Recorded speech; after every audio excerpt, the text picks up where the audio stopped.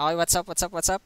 So ngayon ay magbibuild tayo ng logic kung paano mag-solve ng mga question, mga programming problems. Bubulol naman ngayon. Okay. So mahalaga ding yung marami kayong nakikitang mga problems sa una. Hindi, ibig ko sabihin yung napapractice nyo kasi pag dami ng nalalaman nyo or na-solve na problem, yung mga susunod na mga problem, magigets nyo na kaagad kasi halos magkakapareho kasi sila. Kuwari ay may isip nyo, ay ito, ah, parang nadaanan ko na to. Hindi man yun sakto na yun yung problem, yun yung pinapagawa. Pero parang may pagkakatulad na yun din yung gagawin. So, mahalaga din yung practice. Marami kayong nakikita ang mga problem. Marami kayong nako-code na problem. Practice is the key. Okay, so dito sa kung paano mag-build ng logic, unang-unang pinakamahalaga ay intindihin nyo muna yung problem bago nyo siya i-code. Okay, dito mga example, madadali lang naman to eh. Madadali lang to. Pero, wait lang. So, write pseudocode. At nga pala, pag yung mga problem na ganito, yung mga una sinasabi, kuwari ito, yun yung una mong gagawin. And yung mga pahuli, yun yung kalimitan, yun yung pahuli mong i-code. Okay. So, try natin dito siya ilagay. Okay. So, ang ginagawa mo kasi pag nag-a-analyze ka ng problem sa programming, parang gumagawa ka ng steps or yung procedure ng iyong gagawin. Kasi, pag nagawa mo na yon, isa-isa mo na yung i-code ng sunod-sunod. Okay. So, kuwari ito. Write pseudocode that reads two numbers. Okay, itong step 1. Reads two numbers. Ang step 2 natin ay, and multiplies them together. Ang step 2 natin ay, ipag-multiply natin siya. At ang step 3 natin ay, ito, ipiprint yung product. Okay. Yun, step 1 ito. Step 2, multiply mo siya. Step 3, ipiprint mo na lang. Ipiprint yung parang lalabas sa console. And then, madali mo na siyang i-code. Step 1, i-code mo. Paano mo siya kuwari C++, Cin. Sa Python ay yung input. Yun na yung step 1. Pag nakuha mo na yung number ng user, step 2 naman, multiply them together. Paano mo siya i-multiply sa C++? Paano mo siya i-multiply sa Java? Paano mo siya i-multiply sa Python? Pagtapos mo na yung step 1 at step 2, step 3 naman, print out their product.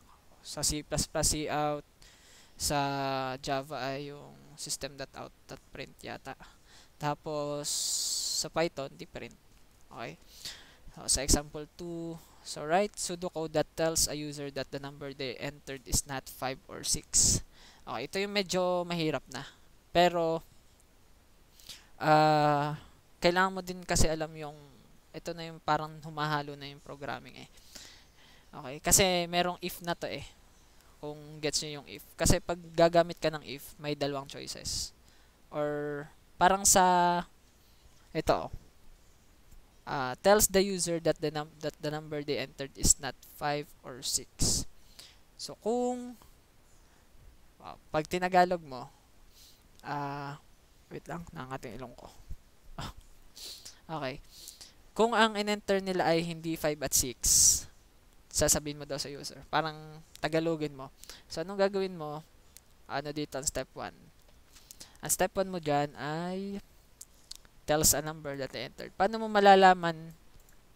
So, paano mo malalaman or paano mo masasabi na ang number nila ay hindi 5 or 6? Siyempre, hihingi ka ng number sa user.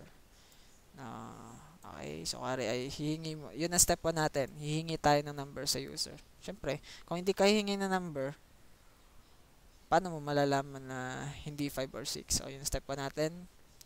Ang step 2 natin ay okay, so nakahingi na tayo ng number.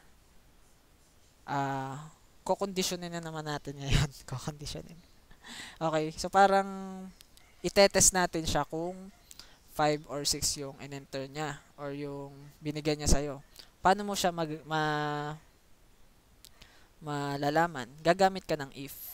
Okay, so mahalaga din na medyo nagbasa-basa ka ng kaunti ng programming. Yung if, kung ano yung if, kung ano yung variable. Okay, so yun yung step 2 natin. Titingnan natin kung 5 or 6 yung kanyang pinili.